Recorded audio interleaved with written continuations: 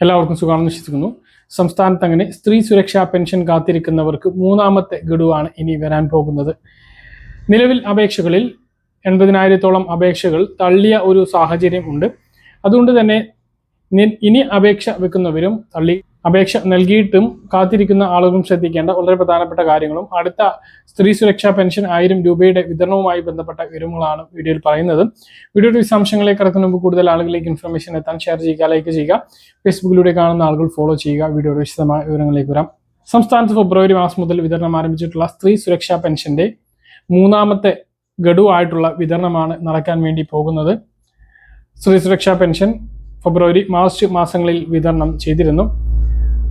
കഴിഞ്ഞ തവണ ആദ്യം ലഭിക്കാത്ത ആളുകൾക്ക് 2000 രൂപയും ആദ്യം ലഭിച്ച ആളുകൾക്ക് 1000 രൂപയുമാണ് മാർച്ച് മാസത്തിൽ വിതരണം ചെയ്തത് എങ്കിൽ മൂന്നാം ഗഡു എല്ലാവർക്കും ഒരുമിച്ചായിരിക്കും വിതരണം ചെയ്യുക. 1000 രൂപയാണ് ലഭിക്കുക. ചില ആളുകൾക്ക് കഴിഞ്ഞ തവണ മുടങ്ങിപ്പോയിരുന്നു. അതായത് ഒന്നാം ഗഡു ലഭിക്കുകയും രണ്ടാമത്തെ മാർച്ച് മാസത്തേത് കിട്ടാതിരിക്കുകയും ചെയ്ത ആളുകളുണ്ട്. അങ്ങനെയുള്ള ആളുകൾക്ക് അടുത്ത തവണ 2000 രൂപ ലഭിച്ചേക്കാം എന്നുള്ളതാണ് വിവരം. ഇനി എന്നാണ് തുക വിതരണം ഉണ്ടാകുക എന്നുള്ളത് പല ആളുകളുടെയും ചോദ്യമാണ്. 9-ാം തീയതിയാണല്ലോ നിയമസഭാ ഇലക്ഷൻ നടക്കുന്നത്. അതിനു മുമ്പ് തുക എത്തിയേക്കാനുള്ള സാധ്യതയുണ്ട്. ഇല്ല എങ്കിൽ അടുത്ത ആഴ്ച എന്തായാലും ആ തുക വിതരണം ഉണ്ടാകും. കൂടുതൽ സാധ്യത തിങ്കളാഴ്ചയോ ചൊവ്വാഴ്ചയോ അല്ലെങ്കിൽ ബുധനാഴ്ചയോ അക്കൗണ്ടുകളിലേക്ക് പണം എത്താനാണ്. അപ്പോൾ അത് നമുക്ക് കാത്തിരിക്കാം. ഇല്ല എങ്കിൽ ഈ മാസം സാധാരണത്തെ പോലെ 10-ന് ശേഷമുള്ള വിതരണം ഉണ്ടാകും. മെയ് മാസത്തിലും അത് കൃത്യമായിട്ട് തന്നെ വിതരണം ഉണ്ടാകും.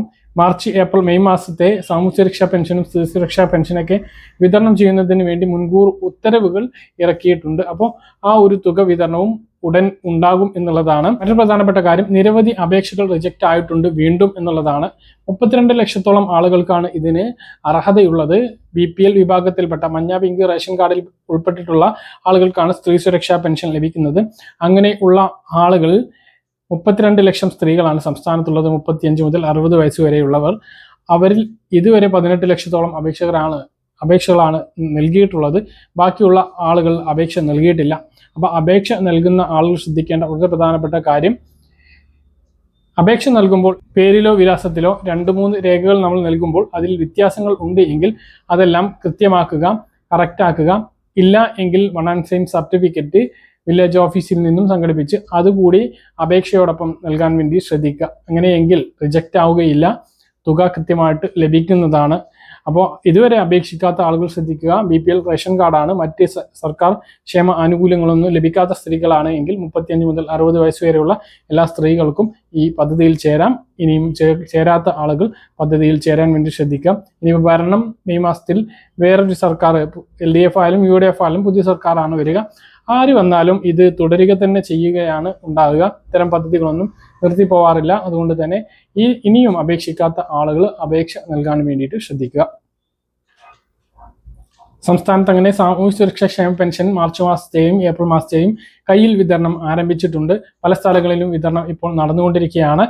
ബാക്കിയുള്ള സ്ഥലങ്ങളിൽ നാളെ മുതൽ സജീവമാകും. ചില സ്ഥലങ്ങളിലെ ട്രഷറികളിൽ നിന്നും പണം ലഭിക്കാത്തത് കൊണ്ട് തന്നെ സർവീസ് സഹകരണ സംഘങ്ങളിലേക്ക് പണം എത്തിയിരുന്നില്ല. അങ്ങനെയുള്ള സ്ഥലങ്ങളിൽ വരും ദിവസങ്ങളിലായിട്ട്, അതായത് തിങ്കൾ ചൊവ്വ ദിവസങ്ങളിലായിട്ട് പെൻഷൻ വിതരണം പൂർത്തീകരിക്കുന്നതാണ്. 9-ന് മുമ്പ് എല്ലാവർക്കും പെൻഷൻ ലഭിക്കുന്നതുമാണ്. അപ്പോൾ സ്ത്രീ സുരക്ഷാ പെൻഷന്റെയും സാമൂഹ്യ സുരക്ഷാ പെൻഷന്റെയും കാര്യം ഇങ്ങനെയാണ്. പറഞ്ഞ കാര്യങ്ങൾ കൃത്യമായിട്ട് മനസ്സിലാണെന്ന് കരുതുന്നു. ഇതുപോലെ ഇൻഫർമേഷൻ ലഭിക്കാൻ ചാനൽ സബ്സ്ക്രൈബ് ചെയ്യുക, ബെൽ ഐക്കൺ എനേബിൾ ചെയ്ത് വെക്കുക. മറ്റൊരു വീഡിയോയുമായി നമുക്ക് കാണാം. ബൈ.